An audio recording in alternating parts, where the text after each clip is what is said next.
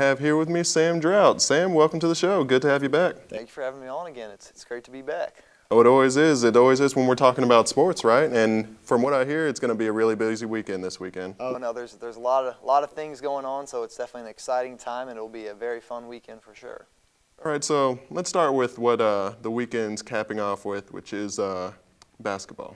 What's going on there? So we've got men's basketball game, season opener against Samford on Friday, and then turn it to Sunday.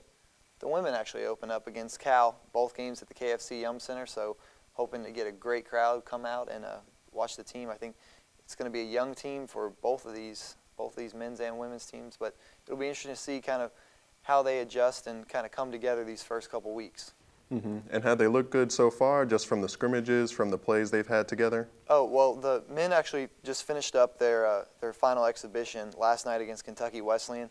I think it was an interesting game, whereas I think Rick Pitino wanted to kind of tinker and toy with his lineups just to get a feel for what would work best during the regular season. So it ended up being a pretty close score, but you saw some good things. I think Damian Lee, the fifth-year graduate transfer, he can score the basketball. He didn't shoot particularly well last night. He was 6-17 from the field, but he ended with 19 points.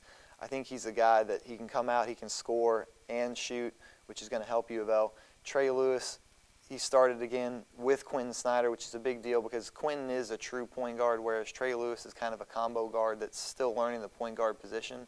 So Rick Pitino more than likely is going to have to rely on Quentin Snyder to play the point guard position for the team. A couple weeks ago, Pitino said he was going to be probably 1, 2, or 3 in minutes played, so Quentin's going to be relied upon. And you got a feel for him for what he could do last year in the last 10 games of the year when Chris Jones was kicked off the team, and I think Quentin played very well, averaged 9.5 points, 2.9 assists per game in those final 10 games when Louisville made it to the Elite Eight. So Quentin's going to be a guy that U of L is going to rely upon. But then these two transfers, these fifth-year guys, Lee and Lewis, they're going to have a big impact. They can both shoot the ball well, they can both hit some threes, and then they can hit their free throws too, which Louisville didn't have last year, unfortunately. But then also the development of the younger guys. Jalen Johnson, to me, he played very well against Bellarmine. He had 14 and 10, so he had a double-double. I really like what he can do. He brings a lot of energy to the floor. He didn't play a lot last year because of Montrezl Harrell, but this year he's going to have an expanded role, and I really want to see what he can do because I think he's a good player. And then you've got a couple of young guys on the bench, Ding Adele, Ray Spalding, Donovan Mitchell, who are going to come in. Ding Adele might or might not start. He started, I think, the first exhibition against Bellarmine.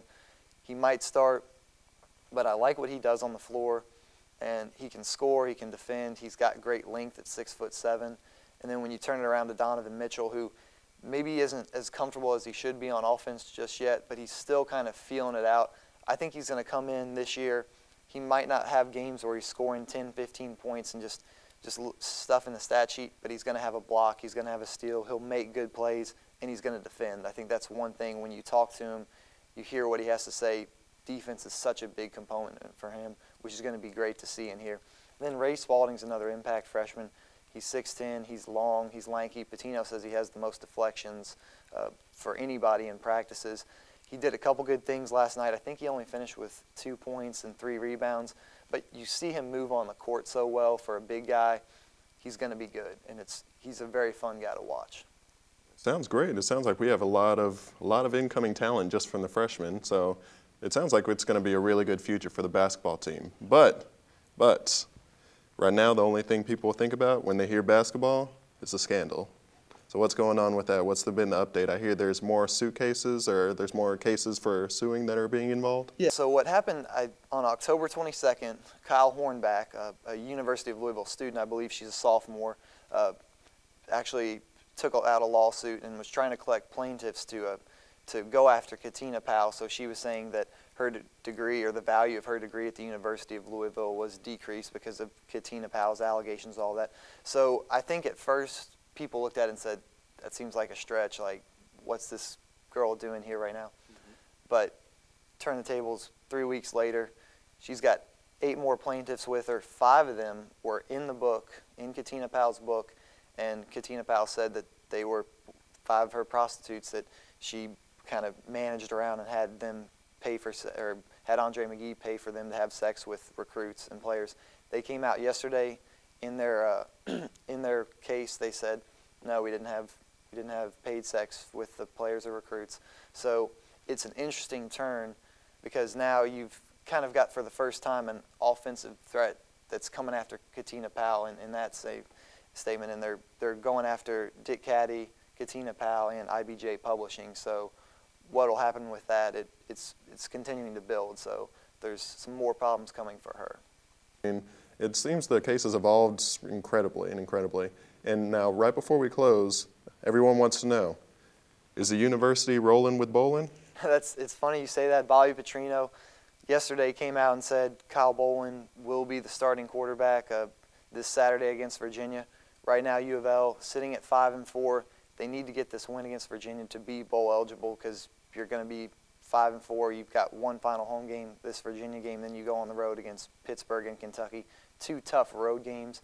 So to kind of ensure that you're going to a bowl and you're going to have a postseason, you want to win this Virginia game. Virginia's not a great football team by any means, but they can play defense. They're 3-6 right now. I don't know if they're as bad as their record shows, but they're going to be a team that's going to play U of L tough.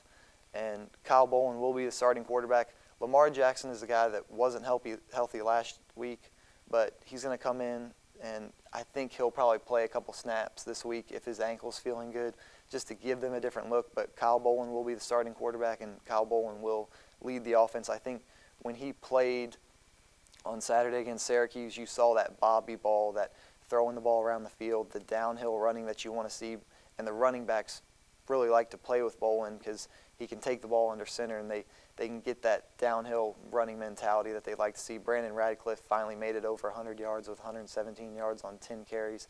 So Kyle Bolin's kind of the offense that Bobby Petrino wants to kind of lead. So it'll be good to watch. Definitely. Well, thanks again. Thanks for the sports update, Draut. It sounds like we're going to have a really busy weekend. Thank you all again for joining us for TLC TV. Mr. Draut, thanks for being here. Thanks a lot. I appreciate it. We'll see you next time.